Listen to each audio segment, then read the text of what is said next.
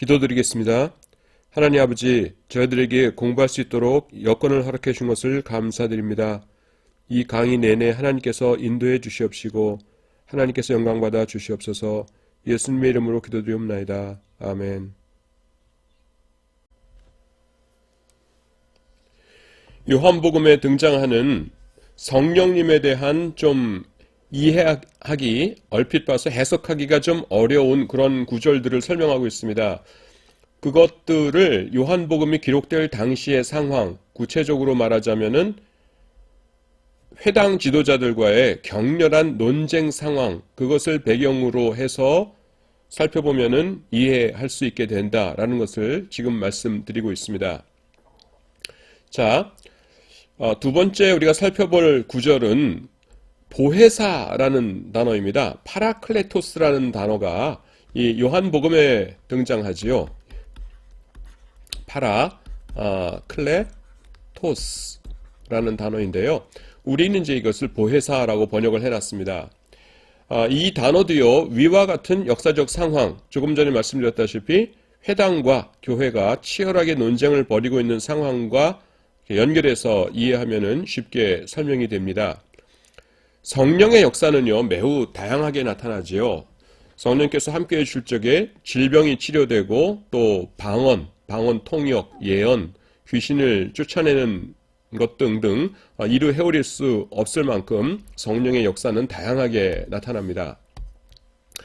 그런데 요한복음이 기록될 당시 기독교인들이 가장 필요로 했던 성령의 능력은 뭐였냐면은 유대인들과의 논쟁에서 자신들의 신앙을 변호하는 것이었습니다. 이 논쟁에서 패배하면은 이건 이제 자주 나왔던 이야기인데요. 이 논쟁에서 패배를 하면 어떻게 됩니까? 기독교라는 종교의 존립 자체가 위태롭게 되는 상황이 되는 거죠. 이런 상황에서 성령을 파라클레토스, 즉 변호인이라는 용어로 부르는 것은요, 지극히 당연한 것입니다.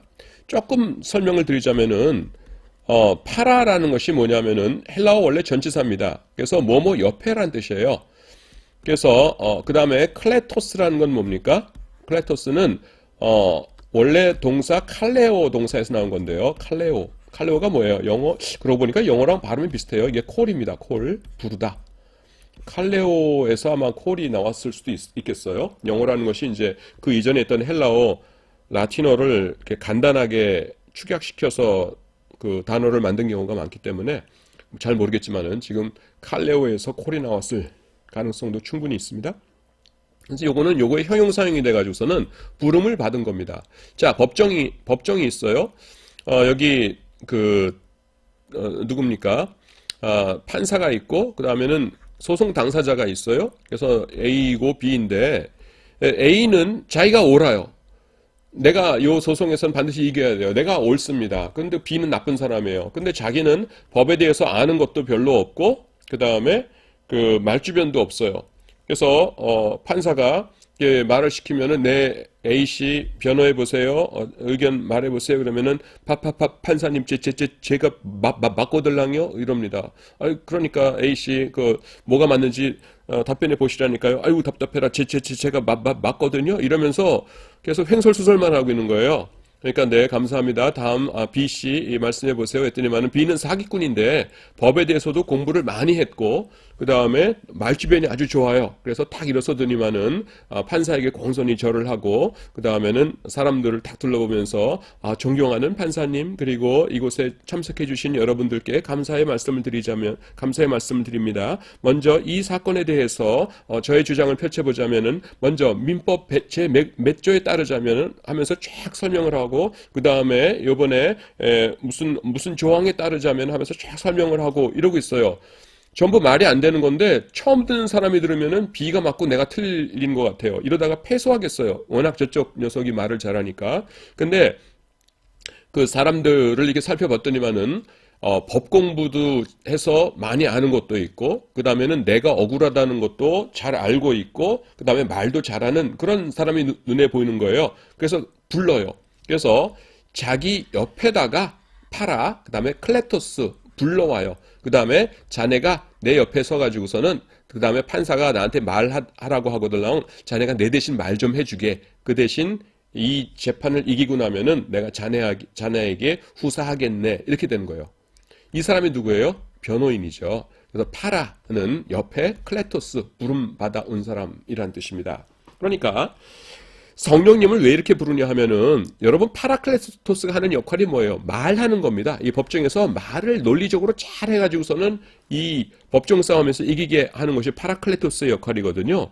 그런데 요한복음이 쓰여지기 이전까지는요, 마테마가 누가복음이 쓰여질 그 당시에는 아직 예수님을 믿는 유대인들이 회당에서 완전히 쫓겨나질 않았어요. 그래서 그들에게 필요한 것은 뭐였냐 하면은 어떤 기적적인 능력들이었어요. 귀신을 쫓아내고 질병을 치료하고 이런 것이 성령님의 역할로서 초대교회가 기대했던 것이었어요. 그리고 또 그것은 굉장히 큰 힘이 되었고요. 근데 지금은 어떤 시대냐 하면은 요한복음이 기록될 당시는 대논쟁의 시대입니다. 누가 말을 잘하냐 하는 것이 중요한 시대예요. 여기서 말 잘못했다가는 그 종교가 완전히 사그러지게 되는 그런 위기의 상황입니다. 그러니까 성령님 도와주세요 하면서 사람들이 바라는 것이 어떤 역할입니까? 변호사와 같은 역할을 하는 거예요. 교회를 변호해 주세요. 우리의 교리를 변호해 주세요. 하면서 변호사와 같은 역할을 하는 겁니다. 그래서 이 네 개의 복음서 가운데서 이 요한복음에만 이 성령님을 파라클레토스라고 불러요. 즉 변호인이라고 부르는 겁니다. 제가 요거는 그냥 말씀드리는 건데 변호사라고 안 하고 변호인이라고 하지요. 그러니까 변호사라는 것은 이제 일정한 자격을 갖춘 좀 직업적으로 이제 전문 직업인을 말하는 그런 표현이고요. 변호인이라는 것은 조금 이렇게 좀 포괄적인, 그러니까 변호하는 역할을 맡은 사람을 포괄적으로 변호인이라고 부릅니다. 예. 자, 그 다음에 이제 세 번째 구절을 살펴보도록 하겠습니다. 요한복음 20장 22절인데요. 여기 보시면은 이 말씀을 하시고 그들을 향하사 숨을 내쉬며 이르시되 성령을 받으라 라는 말씀이 등장합니다. 그래서 예수님께서 이제 부활하신 다음에 승천하시기 전에 제자들에게 이제 처음 나타나시는 장면인데요. 나타나셔가지고서는 평안에 대한 말씀을 하시다가 중간에 갑자기 후 하고서는 이제 숨을 내쉬십니다. 제자들을 향해서. 그런 다음에 성령을 받으라 이렇게 말씀하세요.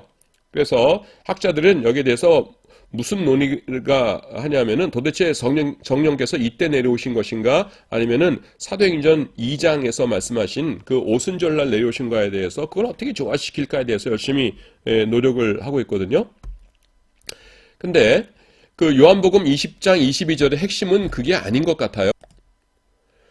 그 날짜에 있는 것이 아니라 예수님께서 숨을 내쉬시며 성령을 받으라고 하셨다는 데 있습니다. 여러분, 숨을 내쉬면서 성령 받으라라고 이렇게 한다고 하실 적에 성경 가운데서 어떤 게 딱 떠오르십니까? 네, 그렇죠. 창세기 2장 9절 말씀이 딱 떠오르죠. 이 2장 9절 말씀이.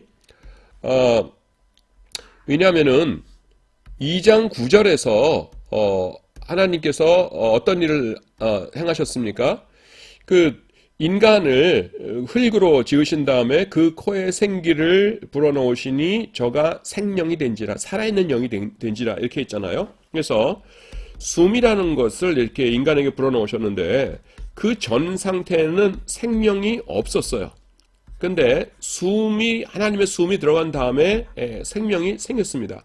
그래서 뭐 다른 나라에서도 마찬가지겠지만은 유대인들에게 어떤 인간이 살아있느냐 죽었느냐를 결정하는 기준이 뭐냐면은 호흡이라는 겁니다. 왜냐하면은 유대인들에게는 생명이라는 것이 어디서 왔다고요? 하나님의 숨으로부터 온 것이기 때문에 어떤 인간이 살아있느냐 죽어있느냐 하는 것을 결정하는 표현이 뭐냐면은 호흡이 있느냐 없느냐 하는 것이에요. 그런데요, 여러분 사실 호흡 외에도 살아있느냐 없느냐를 규정하는 것은 표현들이 몇 가지 있어요. 이를테면은 맥박이 뛰느냐, 안 뛰느냐, 아니면은 그 뇌사라고 그러죠, 요새는. 그 뇌사 상태, 뇌가 죽었느냐, 안 죽었느냐, 뭐 이런 것들이죠. 그래서 우리 보고 하려면은, 이를테면은 살아있는 자들은 전부 다 하나님을 찬양해라라고 할 적에 맥박이 뛰는 자마다 하나님을 찬양할지어다 라고 한다던가, 아니면은 그 의식이 있는 자마다 여호와를 찬양할지어다 이렇게 해야 될 텐데, 성경에서는 거의 한 번도 예외 없이, 여러분 시편에서 뭐라고 말씀합니까? 호흡이 있는 자마다 여호와를 찬양할지어다 이렇게 얘기하죠.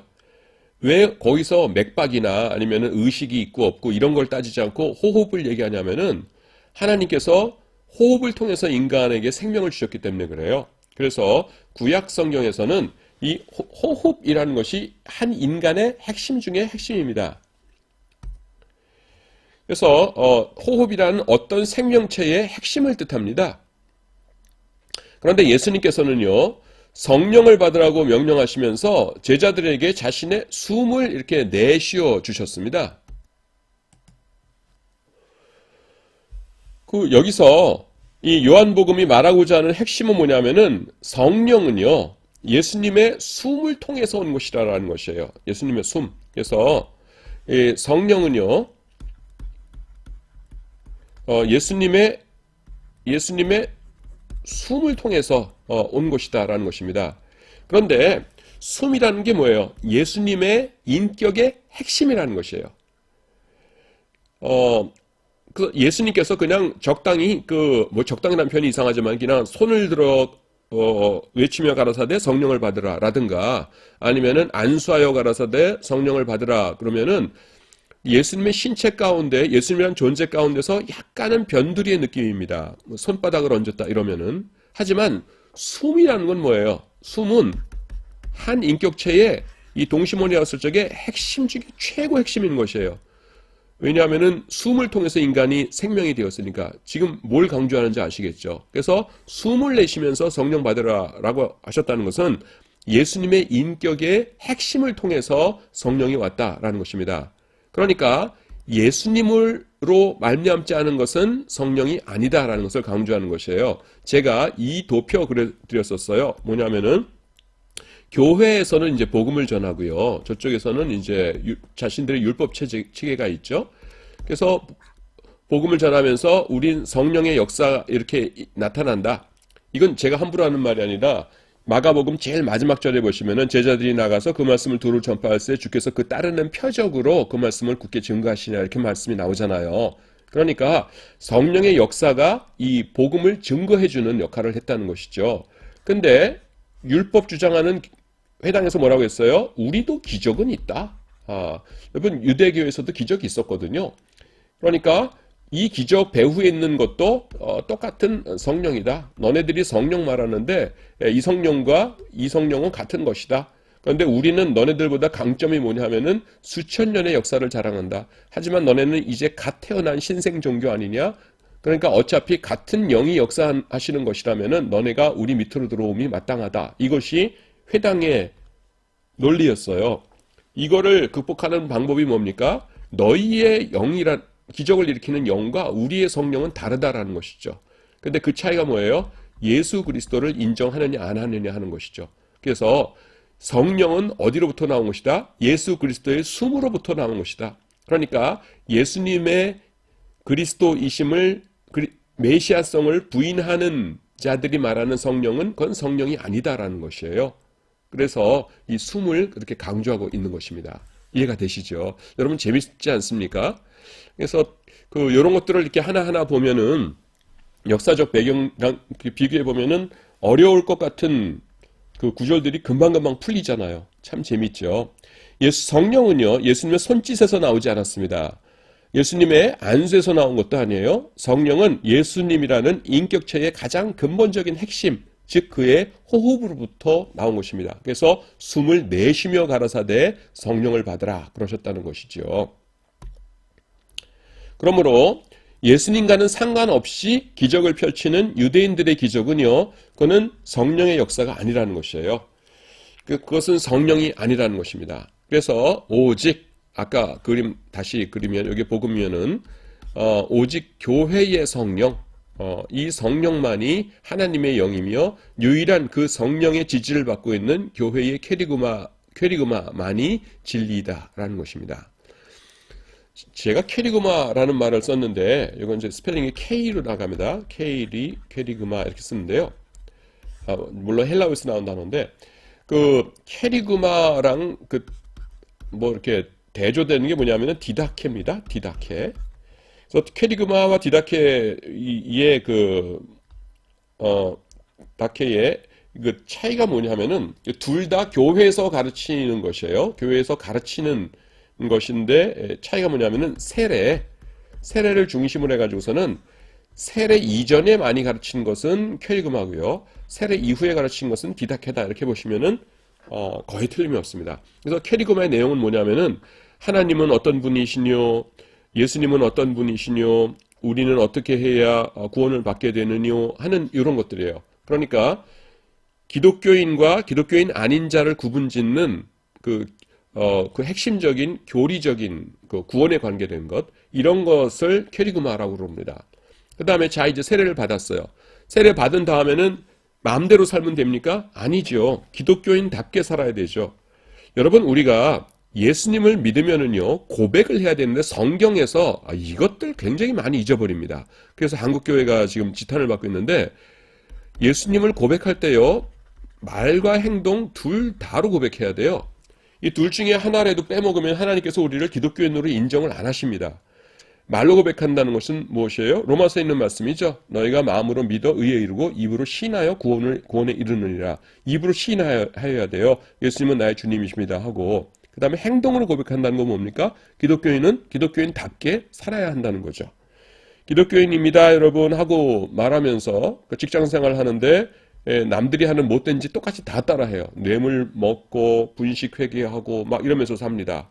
그러면은 예수님 믿는 자라고 고백하는 것이 아니지요. 아무리 아프고 힘들어도 예수 믿는 사람은 하나님이 정해주신 법대로 살아야 되지요. 그게 뭡니까? 행동으로 고백하는 것이죠. 그래서 요즘 한국 교회가 많이 이렇게 사람들한테 그 비난을 받는 이유가 그 말로들은 막 고백하고 찬양하면서 뭐 예수 우리 왕이요 뭐 이렇게 하는데 행동은 예수 믿는 사람이나 아니면 그냥 세속적인 사람이나 별 차이가 없거든요. 그러니까 행동으로는 뭐예요? 자기가 기독교인임을 부인하고 있는 것이죠. 그러면 안 돼요. 여러분 뭐 제 말이 아니라 야고보서가 분명히 말씀하고 있죠. 내가 하나님은 한 분이신 줄 믿느냐? 그 다음에 좀 이렇게 비아냥거리는 표현으로 말씀하시죠. 잘하는도다. 귀신들도 믿고 떠느니라. 그러니까 입술로만 나불나불하는 그런 고백은 그거는 귀신들도 똑같이 고백하는 것이다. 근데 귀신들이 천국 가느냐? 못 간다. 이렇게 말씀하는 겁니다. 그래서 우리가 믿음으로 천국 가는 거예요. 여러분, 이신칭이 확실합니다. 예수 그리스도의 십자가의 보혈 말고 우리의 죄를 사해 주실 수 있는 것은 아무것도 없어요. 하지만 예수 믿는 자들에게 하나님께서 요구하시는 것이 있어요. 그건 뭡니까? 믿음을 고백하면서 살라는 거죠. 근데 고백하는 방법이 몇 가지가 있어요? 두 가지가 성경에 보면 다 나옵니다. 입술로 고백해야 되고 그 다음에는 행동으로 고백해야 돼요. 근데 행동으로는 부정하면서 입술로는 고백하는 그런 것은 참다운 믿음이 아니다라는 것입니다. 그래서 우리가 어떻게 살아야 되는가 하는 것이 굉장히 중요하거든요. 그걸 가르치는 것이 디다케예요. 디다케는 그러니까 그 일반 명사로서는 그 이제 가르치는 이런 교훈이라는 것도 있고 지금 완전하게 남아있지는 않습니다만 그 당시에 이제 가르치는 책 이름이 또 디다케였어요. 그래서 이미 세례 교육 받은 사람들이 나중에 어떻게 예수 믿는 사람 어떻게 살아야 되는가 하는 것을 이제 하나하나 가르쳤죠. 그게 어디서 나옵니까, 여러분? 예수님의 말씀에서 가르치잖아요. 말씀에서 마태복음 28장 뒤에 보시면 뭐라고 나옵니까? 18절 이후에 그러므로 하늘과 땅의 모든 권세를 내게 주셨으니 그러므로 너희는 가서 모든 족속으로 제자를 삼아 아버지와 아들과 성령의 이름으로 세례를 주고 그 다음에 뭐예요? 내가 너에게 분부한 모든 것을 예수님께서 천국 가는 방법만 가르치신 것이 아니죠. 어떻게 살아야 되는 것도 가르치셨잖아요. 그 모든 것을 가르치고 그 다음에는 머릿속으로만 기억하는 것이 아니라 그것을 실생활에서 지키게 하라 그러셨죠. 가르쳐 지키게 하라. 그게 뭐예요? 디다케죠. 그래서 그 성경에서 우리가 교회에서 캐리그마와 디다케가 둘 다 있어야 됩니다. 근데 이걸 왜 이렇게 장시간 말씀드리냐면은 교회의 오랜 전통은요, 그 캐리그마와 디다케를 똑같이 비중을 두어서 그 가르쳤어요. 왜냐하면은 예수님께서 그렇게 명령하셨으니까 비중이 여러분 같아요. 여기서 예수님께서 그 세례를 주라라고 하시면서 밥티존테스, 어미가 존테스고요. 그 다음에 가르치라 하면서 디다스 콘테스 해가지고서는 지금 헬라어 어미만 따오고 있는데요. 밥티존테스, 그 다음 디다스 콘테스, 이게 똑같아요. 이게 뭐냐면 비중이 같다는 뜻이에요. 그래서 이거 두 개 해야 되는데 한국 교회가 지금 약화되고 있는 이유가 뭐냐면은 한국 교회는 이거만 가르쳐요. 이 캐리그마가 엄청 세고요. 그 다음에 디다케는 굉장히 약합니다. 어떻게 살아야 될지를. 그러니까 세상 사람들이 볼 적에는 뭐 입술로는 뭐 어떻게 해야 된다 막 외치고 막 전도하고 뭐 그 방송에서도 뭐라 그러고 막들 그러는데 사는 모습들 보면은 별 다를 게 없는 거예요. 그러니까 에이 뭐 이러면서 교회에 실망하고 있는 것이죠. 그래서 교회가 지금 교회 회복의 열쇠가 뭐냐면은 많은 것들이 있지만은 그 중에 하나가 요 디다케의 회복입니다. 예수님의 명령이에요. 제가 괜히 하는 얘기가 아니라. 그래서 자, 그래서 이 교회의 캐리그마, 십자가를 둘러싼 그 구원의 핵심적인 것을 캐리그마라고 한다고 그랬죠. 그래서 교회의 캐리그마만이 진리이다. 왜냐하면 성령님의 지지를 받기 때문이다. 이렇게 말한다는 겁니다. 자, 그래서 결론적으로 말씀드리자면은 요한복음이 기록된 시기는 공간복음의 경우와는 달리 유대교와 기독교가 완전히 결별을 한 이후예요. 회당과 그 다음에 교회가 이렇게 완전히 결별을 한 이유입니다. 결별 이후에는 서로 자신의 정체성을 강화하고 상대방의 정체성을 무너뜨리기 위해서 노력하게 됩니다. 특별히 이제 회당이 교회를 그렇게 많이 핍박을 하고 그랬죠. 왜냐하면 다른 대안이 없는 거예요. 기독교의 캐리그마를 사람들 앞에서 증거해 주었던 큰 기둥들 가운데 하나가 성령의 역사였어요. 마태복음 제일 마지막 절, 조금 전에 제가 말씀드렸었죠. 교회는 이 성령의 역사를 자신들의 캐리그마의 진실성을 입증하는 증거로 사용했습니다. 그러나 회당 유대인들은요, 그러니까 예수님을 믿지 않는 유대인들은 자신들에게도 기적이 발생하고 있다는 사실을 들어서 교회에서의 성령의 역사를 단지 정도의 차이로 주장했을 것입니다. 교회는 이를 받아들일 수가 없었어요. 그것은요, 정도의 차이가 아니라 존재론적인 차이여야 했습니다. 그렇기 때문에 교회는요, 성령의 근원은 예수님이시고 예수님으로부터 기원하지 않는 것은 성령이 아니라고 주장했을 것입니다. 예수님으로 인한 영만이 하나님의 영이시기 때문에 자신들이 전하는 캐리그마, 그 복음만이 진리이다라고 주장하는 것이죠. 회당의 주장과 교회의 주장은 양립할 수가 없는 것이에요. 교회에서는 예수님을 믿는 것만이 구원의 길이다라고 주장하는데 회당에서는 예수님은 메시아가 아니다. 그러니까 이 둘은 양립이 불가능한 것이죠. 이와 같은 상황에서 쓰인 것이 이 앞에서 살펴본 요한복음의 세 구절들이라는 것입니다. 세 구절들이 어떤 것이었어요? 첫 번째는 성령이 아직 임하지 않았다라는 말씀이었죠. 그러니까 십자가 이전의 것은 성령이 아니다. 이렇게 과장되게 말씀하신 것이었고, 두 번째는 성령을 파라클레토스, 보혜사라고 주장하는 것이에요. 요한복음 때는 그 변호인으로서의 성령 역할을 주장했고요. 세 번째는 왜 성령을 다른 데서와는 달리 후하고 예수님께서 숨을 부시면서 이렇게 주셨는가 하는 것이죠. 숨이라는 것은 예수님의 핵심이고, 그러니까 성령은 예수님의 핵심과 관련된 것이고, 그러니까 예수님을 부인하는 이 회당에서 말하는 성령은 그것은 진정한 하나님의 성령이 아니다. 이런 논리가 되는 겁니다. 자, 요한복음의 성령론이 이해가 되셨지요? 지금 무슨 말씀을 드린 거냐 하면은 지금 우리가 진도상 뭘 하고 있냐면은 요한복음의 역사적인 배경을 살펴보고 있는 중이었어요.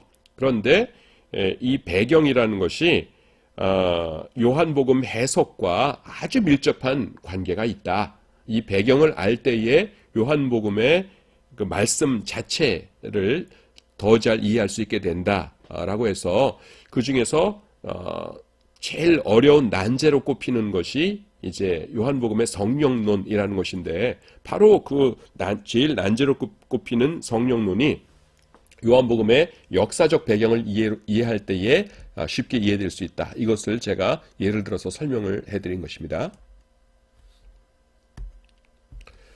자, 이번에는 독자성입니다. 독자성이니까 이 어떤 일을 독자적으로 추진한다 할 때 그 독자가 아니라요, 그냥 책 독자, 뭐 독자와의 만남 이런 거 있죠. 그때의 독자입니다. 리더. 독자하고 그 다음에 독자가 누구냐 하는 것을 따지는 거를 영어에서 리더십이라 그래요. 그래서 이걸 어떻게 번역해야 되나 하다가 그냥 보통들 독자성 이렇게 번역을 합니다. 사실은 그렇게 익숙한 단어는 아니죠. 자, 이건 뭐냐 하면은 요한복음이 그 1차적인 독자가 누구였냐 하는 겁니다. 1차적이라는 것이 중요해요. 마태, 마가, 누가복음 다 상관없이 독자는 뭡니까? 모든 사람이죠. 인종과 뭐 지역에 상관없이 모든 사람인데, 여기서 말하는 그 1차적인 독자라는 게 뭐냐면은 제일 처음에 염두에 두었던 독자가 누구일까 하는 것입니다. 여러분, 마태복음의 경우에는 제일 처음에 염두에 두었던 독자, 1차적인 독자가 누구라고 했습니까? 누구입니까? 예, 제가 강의했군요. 그 유대인들이었죠. 마태복음의 경우에는. 근데 요한복음의 경우에는 누구였느냐 하는 것입니다. 마태복음과 반대예요. 마태복음은 유대인이고요. 1차적인 독자는 이방인입니다. 요한복음에서는. 그래서 대부분의 학자들이 그래요. 그렇지 않은 학자들도 있는데, 여러분 제 책을 보시면은 제 책에 요한복음의 1차적인 독자가 그 유대인이 아니라 이방인이 아니라 유대인이었다라고 주장하는 사람들의 주장들을 이렇게 소개하면서 그 사람들의 논리를 제가 일일이 반박한 것이 있어요. 그래서 여러분들이 그걸 책으로 보시고, 그냥 수업 시간에는 이방인이 1차적인 독자였던 게 맞거든요. 그래서 그 증거가 무엇인가 하는 것들을 이렇게 요약해 드립니다. 첫 번째는요, 이 요한복음 보시면은 일반적인 유대인이 독자라고 할 경우에는 전혀 필요 없을 것 같은 설명들이 많이 나와요. 이를테면은 메시아라는 단어가 나오거든요.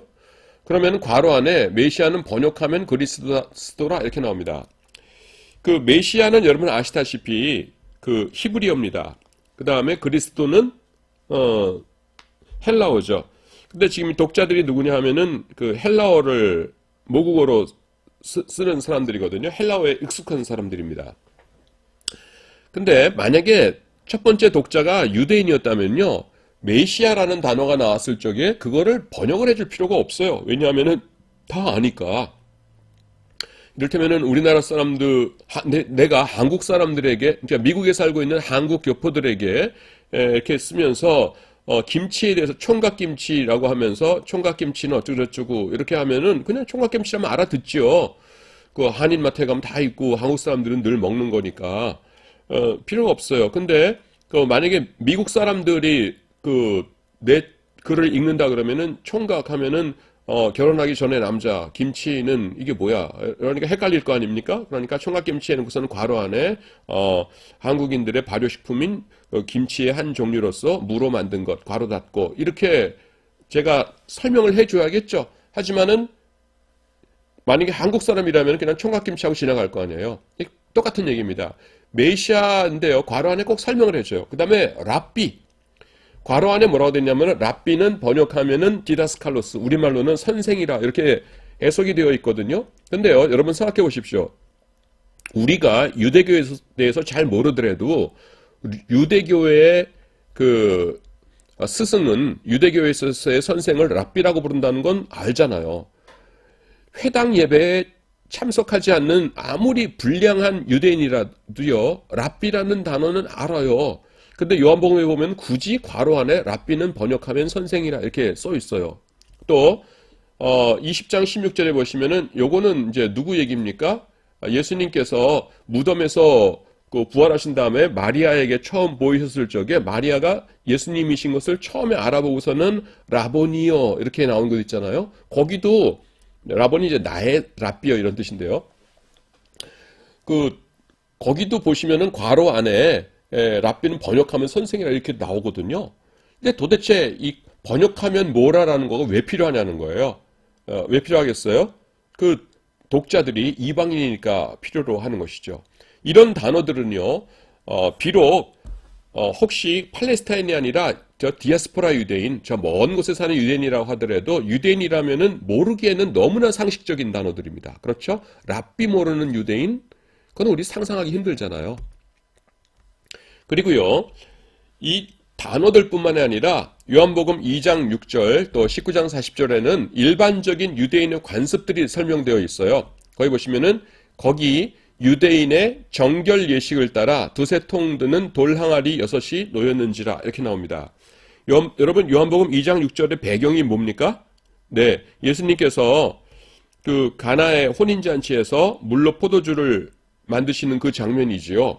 근데 여기 보시면은 그 물로 포도주 만들었는데 두세 통 드는 돌 항아리가 6개씩이나 있었다. 그게 맹물 들어있는 돌 항아리가. 그러니까 이방인들이 볼 적에는 이상한 거예요. 그 돌 항아리가 이게 큰 거거든요. 여러분 두세 통이라는 거가. 그 정도 되면은 그냥 보통 집 같으면은 이방인들 같으면은 하나하나 2개 있을 텐데 아니 일반 가정집에 그거를 6개씩이나 놓여 있다고 왜 그러지? 이렇게 생각할 수 있는 겁니다. 근데 유대인들은 알아요. 뭘 아냐면은 유대인들은 밖에 나갔다가 들어오면은 그 발을 씻거든요. 그래서 그 발 씻는 의식을 뭐라고 불러요? 그걸 정결 예식이라고 불러요. 정결하게 만든다. 이렇게 하는 거죠. 그래서 발을 씻으려니까 물이 많이 필요해요. 그래서 돌 항아리가 6개씩이나 있었던 것이죠. 그래서 그냥 만약에 독자들이 유대인이었다면은 거기 두세 통 드는 돌 항아리 6이 있었다 그러면은 이상할 게 없어요. 뭐 우리 집도 그러니까 그러면서 지나가는데 이방인들은 이상하거든요. 아니 그 큰 돌 항아리를 왜 6개씩이나 갖고 있어? 그 무슨 집이었길래 뭐 물장 사는 집이었나? 이럴 것 같으니까 여기서 유대인의 정결 예식에 따라 이렇게 설명을 해주는 겁니다. 그 다음에 요한복음 19장 40절 보면은 예수님의 시신을 이제 장례로 모시는 그 장면인데요. 이에 예수의 시체를 가져다가 유대인의 장례법대로 그 향품과 함께 세마포로 쌌더라 이렇게 나와요.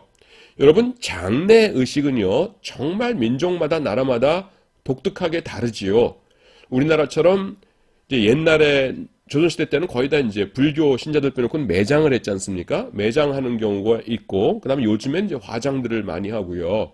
또 무슨, 어딥니까? 저기 몽고 쪽이 그런가요? 거기 보면은 조장이라고 해서 새한테 이제 그 먹이로 주기도 하고, 또 어디를 가면은, 알래스카의 원주민들이 그랬다고 그랬죠? 이렇게 북극곰이나 이렇게 야생동물에게 시체로 주기도 하고, 그랬다고 그래요. 그래서 저도 처음에 듣고서는, 아이고, 그거 끔찍해라. 어떻게 짐승들한테 시체를 줘? 이렇게 생각했는데, 알래스카는요, 그 1년 내내 시신이 썩지를 않는답니다. 그러니까, 뒷산이라고 할 것도 없죠. 뒤 보면 얼음들밖에 없는데, 눈하고 얼음인데, 거기 어딘가에 파묻어 보세요. 얼음 사이에.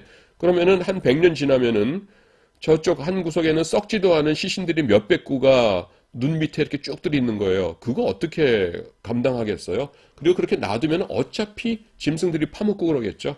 그러니까 옛날에 그냥 그 짐승들에게 주는 그런 장례법이 있었다고 어디서 읽었어요? 하여튼 말씀드리려는 게 뭐냐 하면은 장례법들은 그 민족들마다 다 다릅니다. 참고로 그 당시 로마 시대지 않습니까? 로마인들의 일반적인 장례법은 화장이었어요.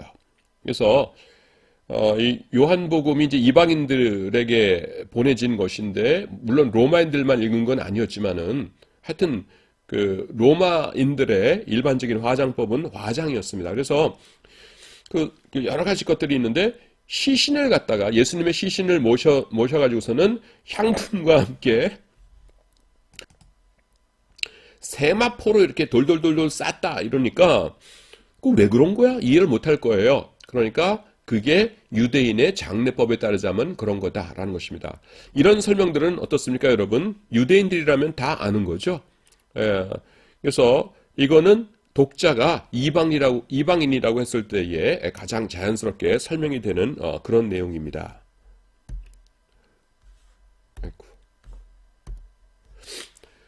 또 요한복음에는요, 유대인이라는 통합적 명칭이 많이 사용이 됩니다. 다른 복음서에서는요, 대제사장, 사두개인 등의 다른 호칭을 사용해서 지칭했을 부분에서도 요한복음에서는요, 유대인이라는 통합적 명칭을 사용합니다. 예를 들어서 보면은요, 마가복음 15장 1절에서 산헤드린이 예수님을 빌라도에게 넘겨주었다, 이렇게 말씀하고 있어요. 그런데 요한복음에서는 이들을 유대인이라고 부릅니다. 산헤드린이라는 말을 사용하지 않고요. 이게 무슨 말이냐면은 제가 뒤에 설명 나오겠지만 미리 이제 말로 설명을 드리면요, 유대인이라고 하는 단어가 마태복음에 달랑 5번 나옵니다. 마가복음에 6번 나와요. 그 다음에 누가복음에는 또 5번 나옵니다.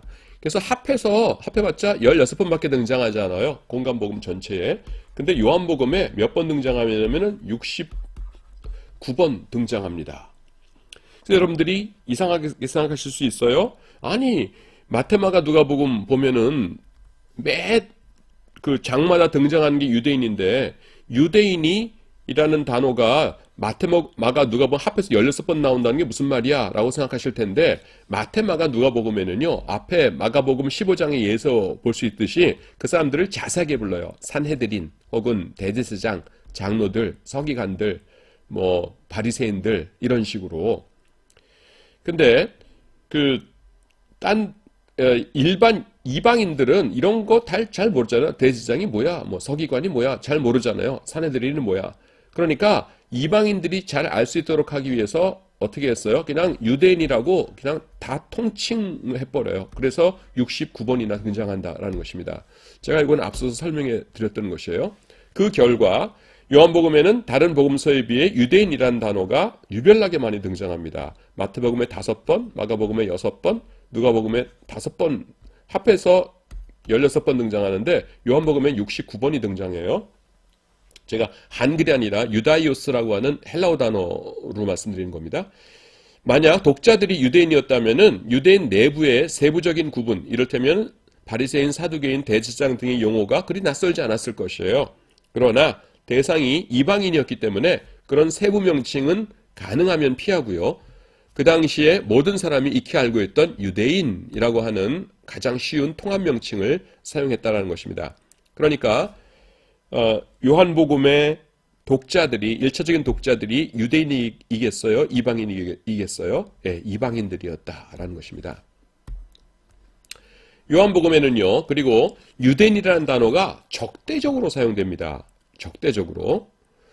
자, 여러분, 이게 무슨 말이냐면은 어떤 미국 기자가 한국에 왔어요. 한국에 와가지고서는 한국 탐방을 하는데 이를테면은 뭐 광주에도 하루 갔다가 뭐 대구에도 하루 갔다가 서울에도 하루 갔다가 했는데 맨 갈 때마다 안 좋은 것만 써놔요. 광주 갔더니만은 한국 사람들이 참 불친절했다. 대구 갔더니만은 한국 사람들이 내 카메라 훔쳐갔다. 서울 갔더니만은 한국 사람들이 그다음에 뭐 나한테 이렇게 사기 치려고 했다 하면서 쓴 거 보니까 한국 사람들이 어쩌고 한국 사람들이 어쩌고 한국 사람들이 어쩌고 이렇게 계속 써놓은 거예요. 그러면 한국 사람들이 이 사람 책 읽겠어요? 안 읽겠어요? 안 읽겠죠. 기분 나빠하면서 안 읽을 거예요. 나도 같은 한국 사람으로 기분 나쁘니까. 근데 만약에 이 사람이 쓰면서 그냥 광주에 갔는데 광주 사람들이 이랬다. 대구 갔는데 대구 사람들이 이랬다. 서울 갔는데 서울 사람들이 이랬다. 그러면은 그 광주 사람은 요거 읽을 때는 기분 나쁘고 대구 사람은 요 부분 읽을 때는 기분 나쁘겠지만은 그냥 이를테면 나는 통영 사람이다. 나는 강릉 사람이다. 그러면은 아유 대구 사람들 왜 그랬어? 아유 서울 사람들 왜 그랬어? 하면서 그냥 그렇게 큰 거부감은 없겠죠. 근데 그냥 광주건 대구건 서울이건 무조건 한국 사람이라고 하면서 한국 사람들 나쁜 놈들 해놓으면은 한국에서는 이 사람 책 안 읽을 거예요. 그렇겠죠? 그런데 요한복음은요, 조금 전에 말씀드렸듯이 69회나 걸쳐가지고서는 유대인이라고 말하고 있는 거예요. 요한복음이 몇 장까지 있어요? 21장까지 있거든요. 그러니까 69회면은 2, 3은 6 해가지고서는 3배 해봤자 63회니까 69회면은 그 한 장에 매 장마다 3번 이상씩 유대인이라는 단어가 나온다는 뜻이거든요. 그런데요, 그 중에서 유대인에 대해 적대적인 의미 없이 사용된 경우는 달랑 하나입니다. 이게 뭐냐면 4장 22절. 4장 22절의 배경이 어디예요? 예수님께서 사마리아 수가성 여인과 대화하시는 장면이죠. 거기 보면은 너희는 알지 못하는 너희라는 것이 사마리아 사람들이에요. 너희는 알지 못하는 것을 예배하고 우리는 아는 것을 예배하노니 이는 구원이 유대인에게서 남이라 라고 하면서 뭐예요? 유대인들을 높이시지요. 구원은 유대인에게서 나는 것이야. 이렇게 말하면은 유대인들이 로마 요한복음 읽다 말고서는 어깨가 으쓱하겠죠. 그래, 나는 유대인인데 예수님께서도 우리 유대인을 인정해 주시는 건 좋았어 하면서 기분 좋겠죠. 그런데요, 69번 중에서 달랑 이거 하나예요. 나머지 68회는 뭐냐면은 전부 다 예수님께 시비 걸고 예수님께 야단 맞고 뭐 이런 장면만 나와요. 그러니까 여러분, 유대인들이 요한복음 읽으면서 은혜 받기는 굉장히 어렵습니다. 왜냐하면은 유대인인데 유대인 나쁘다고 계속 나오거든요. 은혜 받기 굉장히 힘들어요. 하지만 마태복음은 가능해요. 마태복음에서는 유대인이라는 단어가 몇 번 나온 거예요? 달랑 5번. 나머지는 전부 다 바리새인, 사두개인, 대제사장 이렇게 나와요. 그러니까 그냥 유대인이 읽으면은 아이고 그 사두개인 왜 그랬나? 아이고 그 대제사장 이상한 사람이었구먼 하면서 그냥 끝까지 별 저항 없이 읽을 수가 있어요. 근데 내가 유대인인데 그 69회씩이나 유대인들 그 나쁜 인간들, 유대인들 비열한 녀석들, 유대인들 맨날 거짓말하는 녀석들, 유대인 나쁜 사람들 이렇게 하면은 그거 읽기 힘들겠죠. 그래서 요한복음은요, 유대인들이 읽기 굉장히 어려운 책입니다. 그런 면에 있어서 물론 꾹 참고 읽는 사람도 있었겠지만은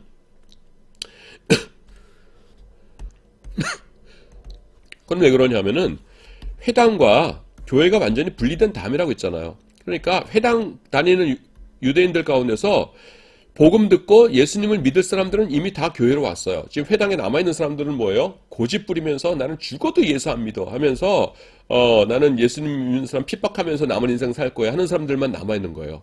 그러니까 이때 쓰여진 것이 요한복음이니까 요한복음에는 유대인들에 대해서 이렇게 좀 안 좋게 쓰여져 있지요. 그래서 요한복음엔 유대인이라는 단어가요, 적대적으로 사용되고 있습니다. 적대적 의미 없이 사용된 것은 요한복음 4장 22절 하나 정도예요. 아까 읽었죠. 그러나 대부분의 경우에는요, 4장 20절 빼놓고는 유대인은 예수님께 적대적인 존재로 등장합니다.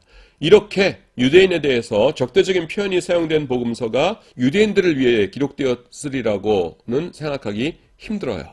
그렇죠? 그 다음에 요한복음에는 세상, 코스모스죠. 코스모스. 세상이라는 단어가 78회나 등장합니다.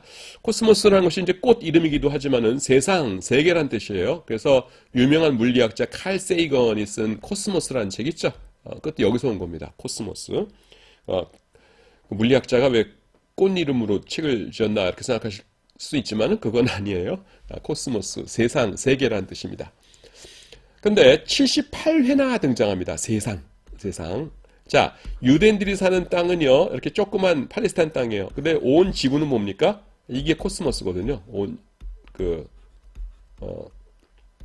세상이요. 그래서, 단어가 78회나 등장하는데, 반면에 마태복음에는 겨우 17번, 마가복음에는 달랑 2번, 누가복음에는 6번 등장해요.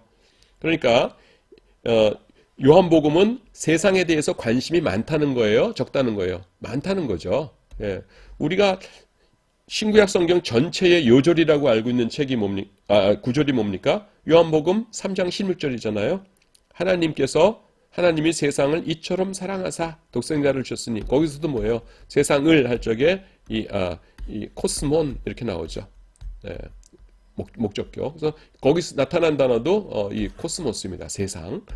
그래서 요한복음에는요, 세상이라는 단어가 78회나 등장해요. 그러니까 여러분, 유대인들은 이렇게 좁은 데 살고 있는데 세상에서 코스모스에서도 살고 있어요. 이방인은 여기에요. 여기 있어요. 근데 여기서 자기가 살고 있는 세상에 대해서 78번이나 언급해요. 그러면은 이방인들이 요한복음을 읽으면서 아, 이거 우리를 위해서 쓰신 책이구나 이렇게 알겠죠. 예. 세상에 대한 이런 지대한 관심은 요한복음이 유대인을 위해 쓰였다고 볼 때는 설명하기 힘든 것입니다. 또 본문에서는요, 유대 시간 대신 로마 시간이 사용되고 있어요. 요한복음 19장 14절에 보시면은 이날은 유대인의 준비일이요 때는 제 6시라. 빌라도가 유대인들에게 이르되 보라 너희 왕이로다와 6시라고 나오죠. 거기 또 야곱의 우물이 있더라. 예수께서 길 가시다가 피곤하여 우물 곁에 그대로 앉으시니 때가 6시쯤 되었더라. 를 비교해 볼 때 수가성 여인과 예수님과의 대화는 난 12시가 아니라 저녁 6시에 이루어졌다고 보아야 한다. 이렇게 나오죠. 요거는 조금 복잡한 이야기입니다. 그래서 일단 여기서 여러분 알아두실 건 뭐냐면은 지금 6시랑 6시는 같은 것인데 그 보통들 이렇게들 말씀합니다. 그러니까 유대시에다가 플러스 6시간을 하면은 이제 현대 시가 나온다. 우리 시간이 나온다. 현대 시간. 그래서 그 사마리아 수가성 여인 요한복음 4장에서 그때가 6시였으니까 더하기 6 해가지고서는 수가성 여인 만나신 거가 난 12시라고 해야 된다. 이렇게 하잖아요. 근데 그거가 이제 이렇게 해석하면 안 되는 거가 뭐냐면은 요한복음 19장에서는 지금 예수님께서 빌라도 앞에서 재판을 받으시는 장면이거든요. 근데 시간이 몇 시냐 그러면 6시라고 나와요. 근데 이게 만약에 요한복음이 유대시라고 하면은 지금 제가 유대시라는 말 계속 쓰니까 교수님 유대시가 뭔지 좀 설명 좀 하고 설명해 주세요. 지금 뭐 모르겠어요. 뭐 그런 분 계실 텐데 일단 들으세요. 나중에 설명 드릴게요. 그래서 이걸 똑같이 그 유대시라고 하면은 이것도 플러스 6 해야 되겠죠. 그래서 예수님께서 빌라도 앞에서 재판을 받으시는 것도 난 12시가 돼요. 12시가 돼야 되겠죠? 그런데 이게 그러면 안 되는 게 뭐냐면은 다른 복음서들에 따르자면은 공간복음에 따르자면은요. 예수님께서 이게 시계예요. 이게 3시, 6시, 9시, 12시라고 해 보세요. 그러면은 오전 9시에 십자가에 못 박히셔가지고서는요, 12시에 해가 어두워지고 오후 3시에 운명하신 것으로 되어 있습니다. 그래서 마가복음을 예를 들자면 마가복음에 제3시가 되어 십자가에 못 박으니라. 3시니까 유대시거든요. 플러스 6하면 뭐예요? 3 더하기 6은 9죠. 그래서 9시 십자가에 못 박히셨고요. 그 다음에 제6시쯤 돼요. 플러스 6하면 뭐가 돼요? 12시가 되죠. 그래서 낮 12시에 해가 제일 쨍쨍할 때 해가 빛을 잃고 온 땅에 어둠이 임해요. 그 다음에 이제 오후 3시가 되어 예수님께서 이렇게 그 숨을 거두신 데죠. 다 이루었다라고 하시면서. 그래서 난 12시면은요. 공간복음에 따르자면은 난 12시면은 한창 십자가에 못 박혀 계실 시간이에요. 그런데 지금 요한복음에서 뭐라고 그러냐면은 예수님께서 재판을 받으신 거가 제6시라고 나오거든요. 그러니까 이것도 만약에 그 우리 시간이 아니라 유대시다. 그러면은 플러스 6을 해야 되고, 그러면은 예수님께서 요한복음에 따르자면은 난 12시에 아직도 재판받고 계셨다. 이렇게 해석을 해야 되는 거거든요. 말이 안 돼요. 그래서 요한복음은요, 로마 시간이 사용되었습니다.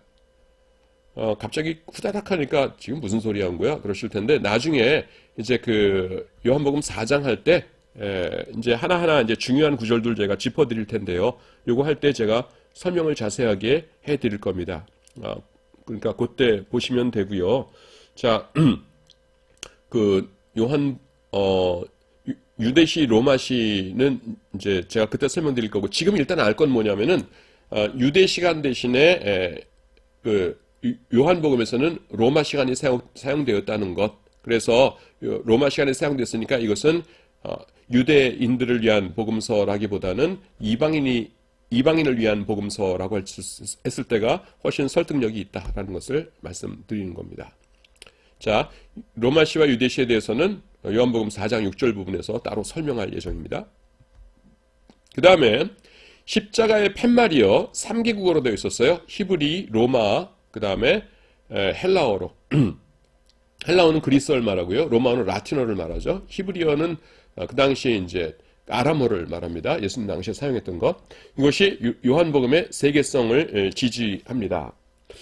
그래서 그 십자가 이렇게 있으면은요, 십자가 위에다 이렇게 팻말을 걸고, 그 다음에 이제 밑에 이제 사람이 이렇게 예수님께서 이제 못 박히셨었거든요. 근데 여기 위에다가 썼는데 3개국어로 썼다는 것입니다. 이 중에서 라틴어로 된 것이 가장 유명해요. 여러분, 이렇게 십자가 보통 이제 그러니까 무슨 뭐 기념품 파는 데 보면은 십자가가 이렇게 있고 여기다가 INRI라고 써놓은 것들 보셨을 거예요. INRI. 그게 뭐냐면은 예수스, 그 다음에 나자레누스, 나사렛 사람, 나자레누스, 그 다음에 렉스가 왕이에요. 렉스, 그 다음에 유다이오름. 이건 뭐냐면은 유대인들의 오름이라는 것은 복수, 남성 복수 소유격이에요. 라틴어는 이제 꾸스키코쿰 깨꼬, 끼꼬름, 끼스코스키키스 이렇게 변하거든요. 그래서 끼꼬름 두 번째 겁니다. 오름. 그래서 유다이 오름 하면은 유대인들의 왕, 나사렛 예수 이런 뜻입니다. 나사렛 예수, 유대인의 왕. 그래서 이거를 약자로 줄여가지고서는 INRI 이렇게 있는 것을 볼 수가 있습니다.